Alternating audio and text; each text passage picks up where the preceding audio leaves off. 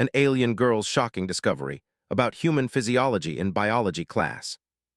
Soft air currents adjusted for wings, scales, skin, and fur. The Academy was proud of this place. It was where the future of the galaxy learned together. Seated near the middle of the hall was Lurithy, a young alien girl from the calm and logical world of Velenar. Her species was tall, light-framed, and known for careful thinking.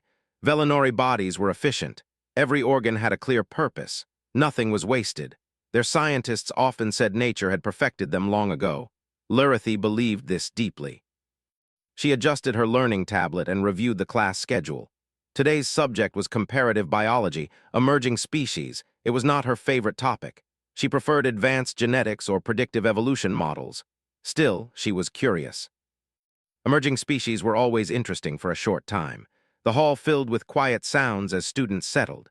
Long-limbed scholars from water worlds floated gently in their seats. Rock-skinned beings folded themselves carefully near reinforced desks.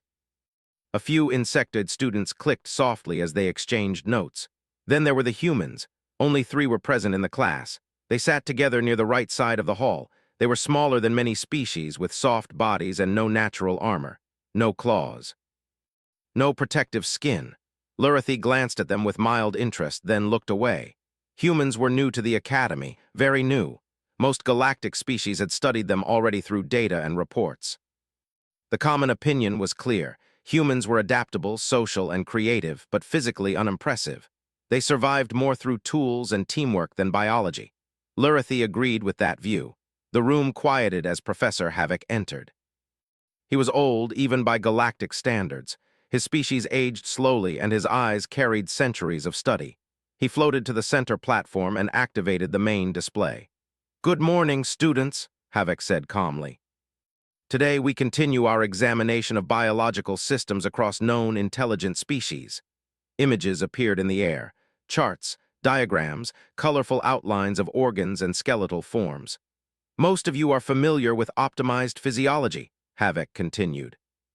"Bodies designed for efficiency, balance, and survival within stable environments." Several students nodded. Lurithy did as well. "However," the professor said, pausing slightly, "today we will study a species that does not follow these patterns."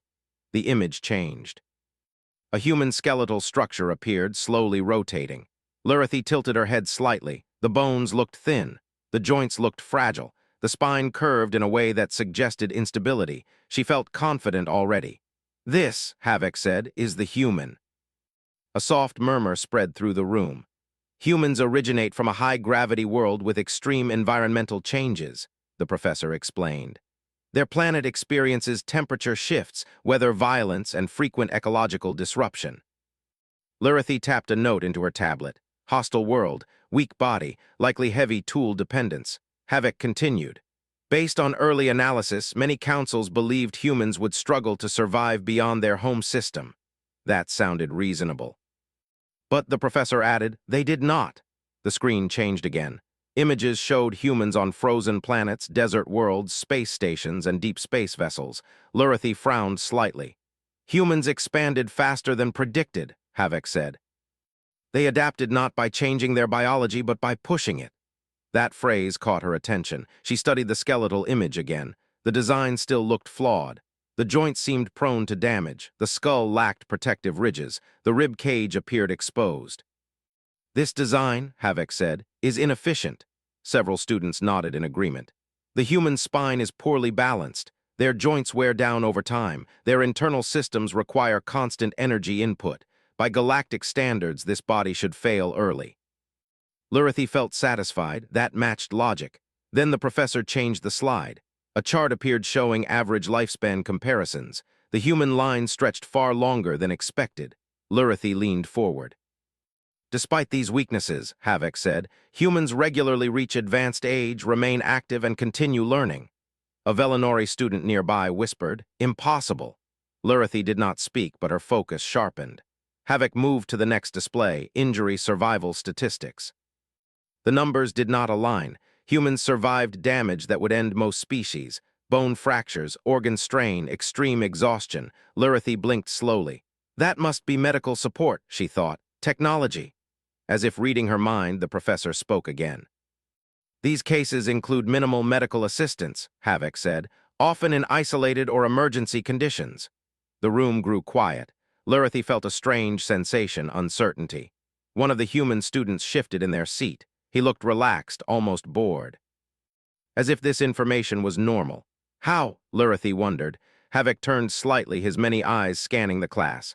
Before we continue, he said, tell me what defines a strong biological system. A student from a crystalline species spoke. Efficiency, low waste. Another replied, balance and protection. Lurthy added, stability and minimal failure risk. Havoc nodded. Correct, by those standards, humans should not be here. The screen darkened. But, the professor said softly, biology does not always reward perfection. The lights brightened again, showing a human muscular system. Lurthy noticed something odd. The muscles were dense, not elegant, but layered. Human muscles are capable of output beyond safe limits, Havoc explained. Their bodies include internal limiters meant to protect them. He paused. Yet, he continued, humans can override these limiters. The room stirred. This override is not constant, Havoc said. It activates under stress, danger, or emotional pressure. Lurthy felt her confidence crack slightly. Why would a species evolve something so dangerous? She wondered. The professor allowed silence to sit. Next session, Havoc said, we will examine why human biology favors survival over preservation. He looked directly toward the human students, and why the galaxy stopped underestimating them. The bell chimed softly, signaling the end of the class period. Students stood, buzzing with quiet discussion. Lurthy remained seated. She stared at the empty screen, her thoughts racing. Humans were not efficient, they were not elegant, they were not safe, yet they endured. As she finally rose and gathered her tablet, Lurthy glanced once more at the human students. One of them noticed her look and gave a small, polite nod. It was not proud, it was not threatening, it was calm. And for the first time in her academic life, Lurthy felt something unfamiliar, curiosity mixed with unease. Because the lesson she expected to be simple had just begun, and the human body, flawed as it was, refused to fit inside any rule she knew. Lurthy did not sleep well that cycle. Her mind kept returning to the images from class, the fragile bones, the strange muscle layers, the numbers that did not agree with logic. She had spent her entire life trusting data. Numbers did not lie. Systems followed rules. Humans did not. When the academy lights shifted to morning tones, Lurthy was already awake, reviewing the lesson again on her tablet. She replayed Professor Havoc's slides, pausing often, zooming in, checking sources. Everything was verified, multiple councils, independent studies. Still, it felt wrong. She arrived early to Hall 7 for the next biology session. The room was quieter than usual. A few students whispered softly, their voices filled with curiosity rather than boredom. Word had spread. This was no longer an ordinary class. The human students arrived a little later. They spoke among themselves in low voices, relaxed, carrying simple tools and books. Nothing about them suggested they were part of a biological mystery.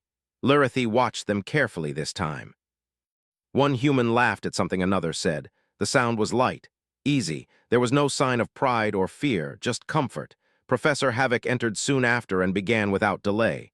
Today, he said, we continue our study of human internal systems. The main display activated, showing a detailed image of a human body, layers slowly separating, skin, muscle, organs, nerves. Let us begin with circulation, Havoc said. A diagram of the human heart appeared. Lurthy frowned. The heart looked simple, too simple. Humans use a single central pump, the professor explained. It operates continuously without rest for their entire lifespan. A student from a dual-heart species raised a limb. Professor, what redundancy system supports it? Havoc shook his head. There is none. The room stirred. No backup, another student asked. The human heart adapts instead, Havoc replied. It changes rhythm, pressure, and output based on need. Charts appeared showing heart rates under different conditions. Lurthy studied them closely. Stress levels that would cause organ failure in most species only increased human output. Their hearts worked harder, faster, pushing more energy through the body. That is not safe, Lurthy murmured. It is not, Havoc agreed. Yet it works. The lesson moved on to the lungs. Humans relied on atmospheric oxygen, a highly reactive element. Many species avoided it due to long-term cellular damage. Humans breathe a substance that slowly harms them, Havoc said calmly. Several students made sounds of disbelief. Why would evolution allow that? Someone asked. Because the energy return is high, Havoc replied, and humans accept the cost. Lyrithie felt a chill. The charts showed lung capacity changes over time. Humans adapted to thin air, polluted environments, and pressure differences with training alone.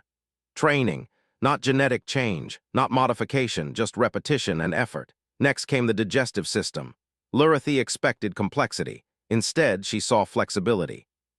Humans could eat a wide range of substances, plants, animal matter, processed compounds, even foods with mild toxins. They should be poisoned, a student said. Sometimes they are, Havoc replied, and sometimes they recover, recovery.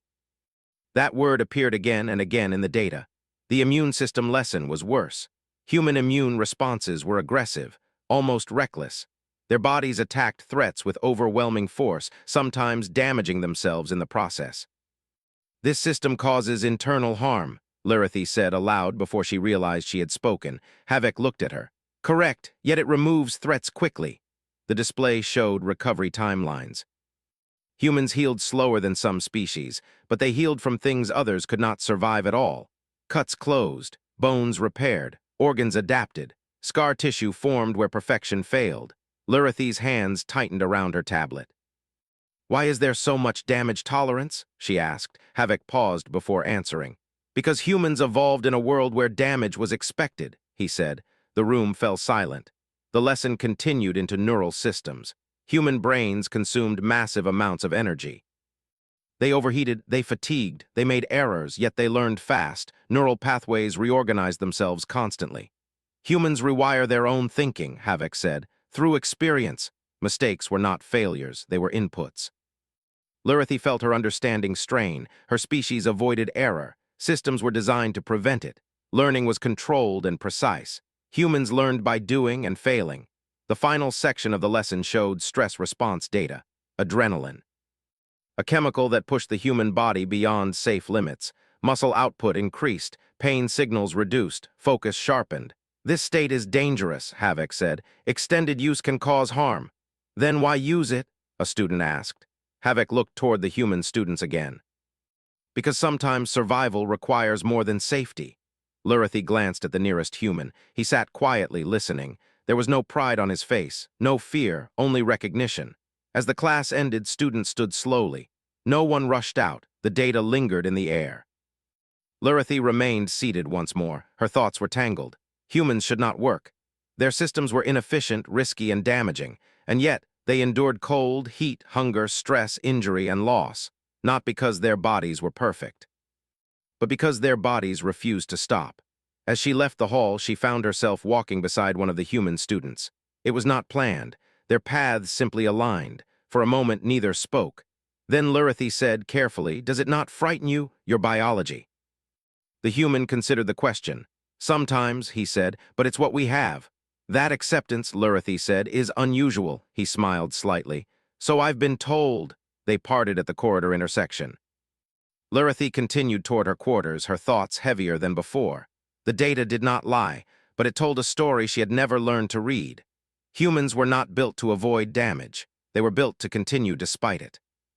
And for the first time, Lyrithie wondered if perfection had limits, and if survival sometimes belonged to those willing to bear the cost.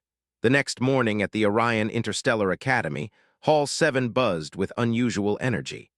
Word had spread among the students about the humans. Many were curious, some were skeptical. Lyrithie, however, felt a quiet determination. She needed to understand. Numbers and diagrams no longer satisfied her. They raised more questions than answers. She arrived early, as always, and took her usual seat near the middle of the hall. Her tablet hovered in front of her, filled with notes, diagrams, and calculations from the previous lessons. She reviewed them carefully. "Humans should not survive this way," she whispered to herself. "Yet they do." Across the hall, the human students arrived, calm and unhurried. One of them carried a small notebook instead of a tablet, flipping it open casually. He looked at Lyrithie and gave a small nod. She returned it, though her mind was elsewhere. Professor Havoc entered shortly after, floating smoothly to the center platform. His eyes, old and deep, scanned the room. "Good morning, students," he said. "Today we examine human survival mechanisms, those internal systems that defy expectations and contradict predictions." The room fell silent. Lurothy leaned forward. She had already anticipated that something extraordinary awaited her, but she could not yet imagine the depth of it. Havoc activated the display, showing the first image. A human body highlighted in layers, glowing softly as different systems lit up sequentially. Human survival is remarkable because it relies not only on design, he explained, but on control over internal limits. The human body has mechanisms meant to prevent damage, but humans can temporarily override them. Lurothy frowned. Override. She had learned of limiters in other species. They were safety mechanisms built by evolution to prevent organ failure, tissue collapse, or cellular overload. No species could surpass them without serious harm, and yet humans could. "How is that possible?" she whispered. She did not realize she had spoken aloud until the Velinori student next to her glanced at her curiously. "The answer," Havoc continued, "lies in a combination of chemicals, neural pathways, and conscious decision. The human nervous system can suppress pain signals, increase energy output, and reduce recovery time, but only temporarily. This is why they survive extreme conditions and often thrive under pressure." The display changed to show a series of cases. Humans enduring freezing temperatures on icy planets, climbing high-gravity mountains, and surviving extreme storms. Bones cracked, muscles tore, organs strained, but the humans persisted. "This is not ordinary resilience," Havoc said. "It is deliberate, almost conscious adaptation." Lurothy's mind raced. She knew her species relied on precision. Every organ, every joint, every cell had a purpose. Efficiency meant survival. Errors caused death. Humans did not follow that rule. Yet they endured not because they were perfect, but because they refused to fail. "Observe this case," Havoc continued. A video played showing a human trapped under heavy debris on a remote mining world. The situation should have been fatal. Bones were broken, lungs struggled. Heart rate was dangerously high, but the human moved slowly and painfully until escape was possible. Lurothy felt her fingers tighten around her tablet. This was impossible by Velinori standards. Systems were not meant to work under such damage. It defied every rule she had studied. The professor paused the display. "Notice the chemical reactions taking place. Adrenaline, endorphins, cortisol, neural signals suppress pain, maximize focus, and allow controlled movement even in extreme injury. The human body tolerates what others cannot for limited periods of time. This is their survival mechanism." A crystalline student clicked its mandibles in disbelief. "But the body should fail. It is too inefficient." "Exactly," Havoc said. "By design, it should fail. But humans choose otherwise." Lurothy's mind worked overtime. She thought of her own species. Velinori bodies were designed for long life, low stress, and minimal damage. "We learned to avoid failure," she thought. "Humans learned to endure it." Havoc continued with the lesson. "This mechanism is activated not just by threat to life, but by emotional and social factors. Human biology responds to the environment, but also to relationships, responsibility, and purpose. They survive not because they are strong, but because they care." The hall was silent. Even the usual chatter from the Waterworld students had stopped. Lurothy's tablet hovered unused as she processed the information. The display changed again. Now it showed human nervous and muscular systems under stress. Muscles contracted beyond safe limits. Nerve signals accelerated, pain signals decreased. "Observe the balance," Havoc said. "Too much and the body collapses, too little and survival fails. Humans walk a narrow line between harm and endurance, and they do so repeatedly." Lurothy thought of the human students in the room, calm, smiling softly. How could a species carry such risk in every action, yet remain so composed? "Humans are not optimized for comfort," Havoc said, "nor are they designed to avoid risk. They are optimized for continuing, even when every system screams to stop." The class murmured softly. For the first time, Lurothy noticed that other alien students were leaning forward, curious rather than judgmental. The mystery of humans was no longer an academic curiosity. It was a puzzle, one that challenged everything they believed about biology. Havoc moved to the next topic, rapid recovery. Human cells responded to damage with an unusual level of flexibility. Bones healed with slight deformities to prevent future breaks. Muscles repaired with increased density. Neural pathways adapted to overcome injuries and maintain coordination. Other species prioritize repair to original design, Havoc said. Humans repair to function. The exact shape, position, or perfection is secondary. Survival is first, function is essential, perfection is optional. Lirithy's fingers itched to take notes, but she paused. Words felt insufficient. Diagrams were limited. Nothing could capture the essence of continued effort despite flaw. She glanced at the nearest human student. He was quiet, observing the lesson, taking notes with care. There was a subtle calmness about him, a confidence not born of arrogance but of experience. Why, she wondered, were humans so willing to endure risk? The professor anticipated the question. Humans' capacity for risk is linked to their decision-making and emotional systems. They evaluate the threat, decide what is necessary, and then activate physiological changes to survive. This is conscious survival. Lirithy felt her mouth dry. Conscious survival. A species choosing to override their own limiters. A species actively breaking the rules of their own biology to live. The class moved on to historical examples. Humans surviving shipwrecks, extreme planetary disasters, and hostile wildlife. Each case detailed serious injury, environmental hazard, and minimal support. Yet humans succeeded. You may notice, Havoc said, humans rarely attempt the same feat twice under identical conditions. They learn, adapt, and refine strategies. Biological inefficiency is mitigated by cognitive adaptation. This was another surprise. Lirithy's species relied on mechanical perfection. Humans relied on improvisation. Improvisation, she whispered, and choice. Yes, Havoc replied, as if hearing her. Humans survive because they choose to. Many species depend on instinct or efficiency or natural design. Humans depend on the mind. A wave of realization washed over Lirithy. She thought about her own species' rules. Everything was calculated, predictable. Humans were unpredictable, but in a controlled, purposeful way. The bell rang softly, signaling the end of the session. Students stood, still processing the material. Lirithy remained seated, motionless, her mind spinning. She finally gathered her tablet and left the hall slowly, thinking. The corridor was quiet. The human students walked beside her, calm as ever. "Do your bodies ever fail?" she asked cautiously. The human considered this. "Sometimes," he said, "but usually we find a way around it." Lirithy nodded slowly. The words were simple, but the meaning was profound. They did not give up, not even when everything was against them. She realized then that she had been studying humans as an outsider, analyzing systems, inefficiencies, and flaws, but she had missed the most important part. It was not the body, it was the will. Humans survived because their bodies, flawed and fragile as they seemed, were paired with a mind that refused to surrender. For the first time, Lirithy felt both fear and admiration. Fear for what humans could endure, and admiration for the quiet, unyielding determination that allowed them to surpass every expectation. As she looked at the calm human beside her, she wondered silently. If survival depended on choice, then what else could humans do that no species had predicted? And with that thought, a new understanding began to grow in Lirithy's mind. Humans were not only enduring, they were a puzzle, a force, and perhaps a glimpse of what life could achieve when will overcomes limitation. The morning sun of Orion Academy cast long shadows across Hall 7 as students settled into their seats. Lirithy arrived early, her mind still caught in the whirlwind of discovery from the last few classes. Humans, fragile, inefficient, yet astonishing.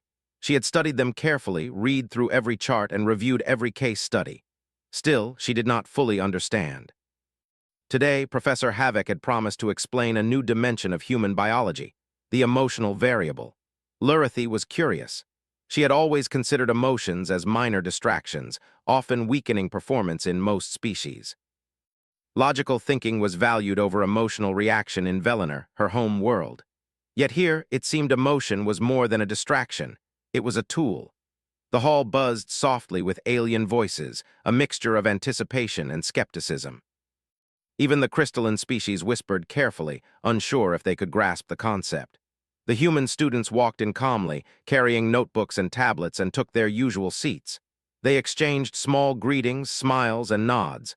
Lirithy studied them as they prepared. Calm, ordinary, yet she knew the data suggested otherwise. Professor Havoc entered, his ancient eyes scanning the students. Today, we explore how human emotion interacts with physiology, he began. Unlike most species, humans experience physical changes in response to feelings, relationships, and purpose. Their biology is not separate from their psychology. It is shaped and amplified by it. The room fell silent. Lurothy leaned forward. She had not yet considered emotions in scientific terms. Emotions were signals, yes, but weak signals, not something that could override structural limits. Yet Havok's words hinted otherwise. Observe the first example, Havok continued. He activated the display. A video showed a human in a freezing wasteland, struggling to climb a steep ice ridge. Muscles trembled, breathing was shallow, energy nearly depleted. A smaller screen in the corner highlighted emotional triggers: fear, concern for others, and determination. Notice, Havok said, as the human thinks about companions left behind, adrenaline spikes, muscles tense, and pain perception drops. Energy output increases by 20% beyond normal safe limits. Normally, this would risk organ failure, but the human persists. Lurothy's eyes widened. She had seen stress reactions before, but nothing like this. In Velinor, stress weakened the body, slowed reflexes, and increased error. Humans gained strength. Another case appeared, a human defending a fellow crew member from a falling structure. Injury was certain. Bones were crushed, blood spilled. Yet the human continued to push, lift, and shield the other, only collapsing after reaching safety. Humans, Havok explained, do not rely solely on instinct. They are capable of evaluating risk while consciously activating survival systems. Emotion is the trigger. The hall murmured. Alien students exchanged confused glances. Lurothy sat frozen, trying to make sense of the contradiction. Logic dictated that the body would fail. Data confirmed it, yet the human system overcame it every time. How can emotion amplify biology? Lurothy whispered to herself. Havok seemed to anticipate the question. Their brains release chemicals that directly influence organ function. Endorphins suppress pain. Adrenaline increases output. Neural pathways accelerate learning and coordination. Even perception of time changes, allowing faster reaction. Lurothy slowly shook her head. The numbers, charts, and chemical pathways were clear, but her mind still struggled. She had never imagined a species using feelings to manipulate physical limits so effectively. Most species, Havok continued, experience emotions as internal noise. Humans experience emotion as fuel. Another slide appeared. This time, historical records. Humans in space disasters, extreme planetary storms, and dangerous rescue missions. Each record highlighted emotional motivation, protecting others, saving a group, fulfilling a personal vow. Every time, survival rates increased when emotional stakes were high. Lurothy's fingers tightened around her tablet. This was not survival by design or efficiency. This was survival by choice, empathy, and responsibility. Humans, Havok said, are strongest not when calm, but when purpose drives them. When they care, their bodies respond beyond ordinary limits. Emotion becomes a physiological advantage. The Velinori student next to Lurothy whispered, "This violates everything we know about biology. Efficiency should dominate."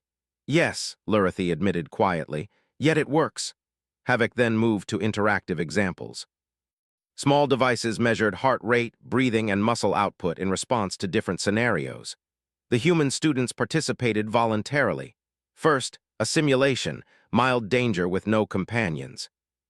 The human's body reacted moderately, heart rate increased, muscles tensed, energy output normal. Second simulation, threat to a friend.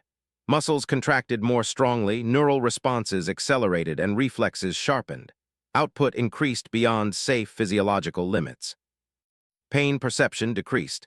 Third simulation, threat to a loved one. Output increased further, movement became more precise, stamina prolonged, recovery accelerated. The data was undeniable. Emotional connection changed everything. Lurothy stared, stunned. She had always believed biology was fixed, rigid, measurable. Humans had rewritten the rules by adding an emotional layer. After the session, the students left slowly, processing what they had seen. Lurothy lingered. Her curiosity was a fire she could not extinguish. She wanted to ask questions. She wanted to understand the mechanism behind this extraordinary adaptation. The human students approached her. "You stayed behind," one said softly. "Curious about the lesson?" "Yes," Lurothy admitted. "I do not understand." Emotion should weaken the body, slow it. For you, it enhances it. The human smiled faintly. It depends on what you care about. If it is important, if someone you value is involved, your body reacts. You push further than you think you can. Lurathi paused. Her species valued logic over attachment, structure over chaos. She could not imagine functioning like this. Yet the data, the videos, the simulations all confirmed the truth. You use feeling as a tool, she said slowly. Not just a tool, the human replied. It is part of who we are. We survive because we choose to, and we often choose because of what we feel. Lurathi looked away, thoughtful. She remembered the lessons of part 1 and 2. Humans defied limits, overcame injury, and survived against impossible odds. Now she saw the reason. Emotion was the hidden mechanism. It was not just biology, it was biology amplified by purpose, love, and responsibility. For the first time, Lurathi wondered whether her species had been too rigid, too predictable. Velinor survived because it avoided risk. Humans survived because they embraced it and fueled their bodies with intent.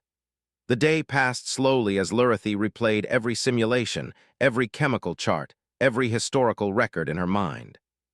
She realized something profound. Human emotion was not weakness, it was strength. Later in the quiet corridors, she watched the human students talking, laughing, and moving with ordinary ease. To the untrained eye, they were simple, even fragile. Yet Lurathi now understood. Beneath that ordinary exterior was a system of survival so integrated with mind and feeling that no alien design could match it. Her curiosity grew. She wanted to see this in action, beyond simulations, beyond charts. She wanted to witness how emotion could make a species endure impossible odds, how it could turn weakness into an advantage. And she understood something else quietly to herself.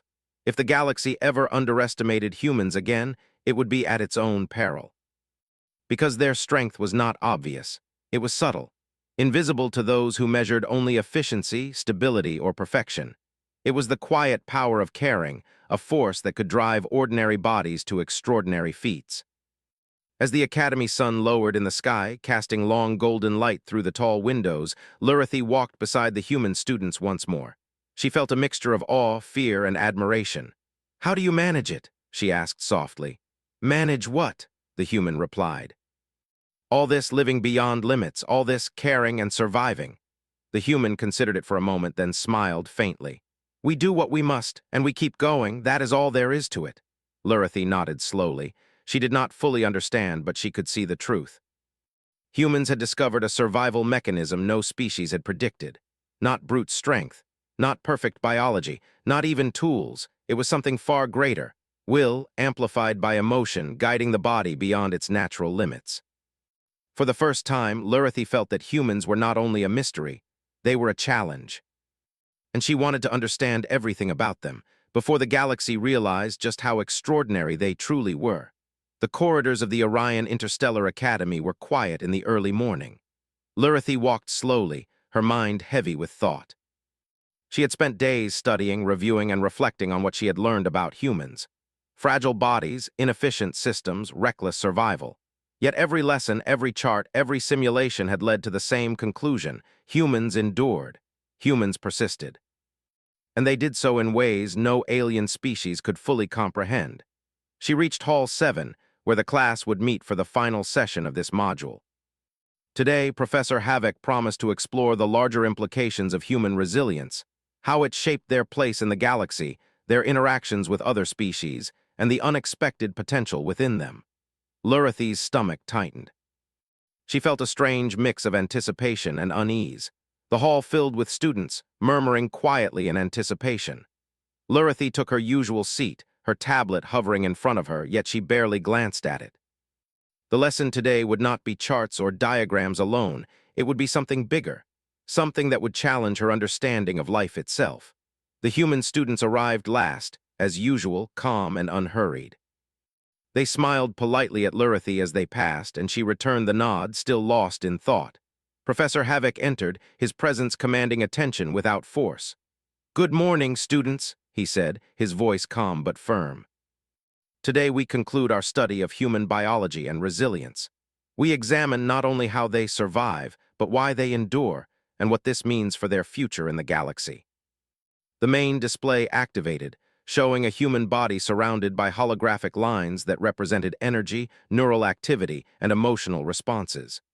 Humans are not remarkable because of strength, speed, or efficiency, Havoc began. They are remarkable because of their ability to integrate body, mind, and emotion. Every system interacts, every response is linked to purpose, and every challenge is met with choice. Lurathi leaned forward.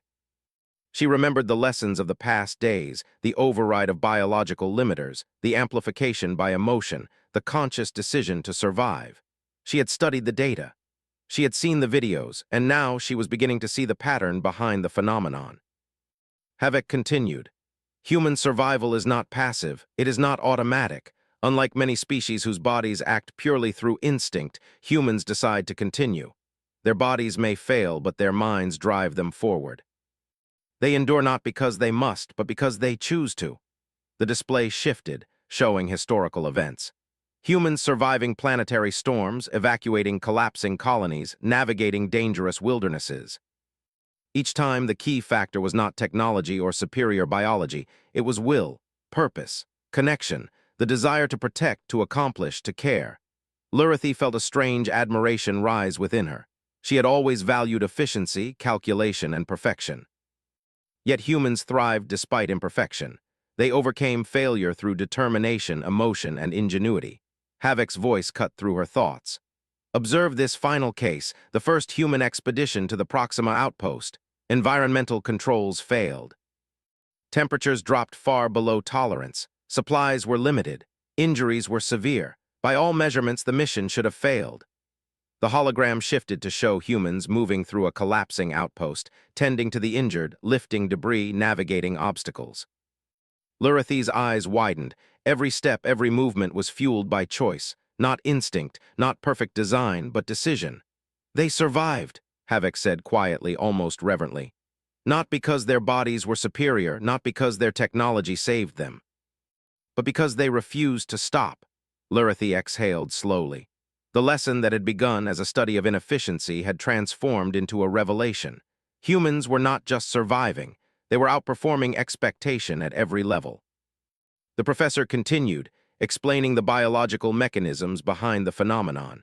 Neural pathways that allowed rapid learning under stress, chemical responses that suppressed pain and enhanced focus, muscle fibers that contracted beyond safe limits. And most importantly, the connection between emotion and physiology, a combination no alien species could replicate naturally. This integration, Havoc said, gives humans an edge that is subtle yet profound. Other species rely on perfection, humans rely on choice. And in many situations, choice surpasses perfection. The room was quiet. Students absorbed the lesson, some with disbelief, some with awe. Lurathi felt a deep shift inside her. She had studied thousands of species. She had measured efficiency, adaptability, and survival strategies. Yet none compared to humans, not in terms of potential born from imperfection and willpower. After class, Lurathi walked slowly through the corridors, reflecting on everything she had learned. She thought of the human students, calm and ordinary on the surface, yet capable of extraordinary feats. She thought of their history, their resilience, and their choice to endure despite every biological limitation. She found herself walking beside one of the human students, the one she had watched closely for days. "I understand now," she said softly. "Humans survive because you choose to, you endure because you decide it is necessary." The human smiled faintly. "That's part of it. But it's more than survival. It's about purpose, too. When something matters, when someone matters, our bodies follow our minds." Lurathi nodded slowly. She realized she had been wrong to judge humans by the same standards as her species. Strength was not always measured in efficiency or durability. Endurance was not always physical, and survival was not always instinctive. "What I do not understand," she admitted, "is how your species discovered this, how you can use emotion and choice to overcome limits." The human paused, thinking carefully. "We live in a world that is unpredictable. Every day is uncertain. We learned that we cannot rely only on rules, on design, or on predictability. We survive by trying, by deciding, and by caring. That became part of who we are." Lurathi felt a shiver of respect. She had studied species that were biologically flawless, yet rigid, limited by perfection. Humans were flawed, yet limitless in ways that mattered most. As they walked through the Academy's open atrium, Lurthy thought about the galaxy. Many species underestimated humans. Many measured them by strength, technology, and biology alone. Yet humans possess something unquantifiable, invisible, and potent, the capacity to endure, to adapt, and to thrive through choice and purpose. She realized that humans were more than a species. They were a force, not because of what they were given, but because of what they chose to do with it. Havok's words echoed in her mind. By design, humans should fail, yet they do not. They decide to continue. That is their greatest power. Lurthy felt a quiet determination. She wanted to study humans further, not as subjects, but as examples, not to compare, but to understand. If her species could learn even a fraction of what humans had mastered, will, choice, and endurance, the possibilities for all intelligent life might expand in ways no data could predict. The human student glanced at her and said, "We do not always understand ourselves. Sometimes we surprise even each other." Lurthy smiled faintly. She understood that now. The surprise was not just in their abilities, it was in their determination, their integration of mind, body, and emotion, and their refusal to surrender to limitations. The sun set over the academy, painting the halls with soft orange light. Lurthy paused at the observation window, looking out at the stars. She thought of the humans, ordinary yet extraordinary, fragile yet unbreakable, limited yet limitless. For the first time, she saw humanity as it truly was, not just a species, but a symbol of endurance, intelligence, and choice. A reminder that survival was more than perfection. It was will. As she turned away from the window, Lurthy felt a shift inside her. The lessons were over. The data was clear. But the understanding, the profound respect for the unexpected power of humans would remain with her forever. She walked back into the Academy's halls, ready to share her insights, not to boast or judge, but to recognize a truth that the galaxy had yet to fully appreciate. Humans were remarkable, not in spite of their flaws, but because they chose to rise above them every day. And Lurthy knew that the galaxy, if it truly observed and learned, might discover a new standard for resilience. Not perfection, not efficiency, but the power of enduring through choice, purpose, and courage.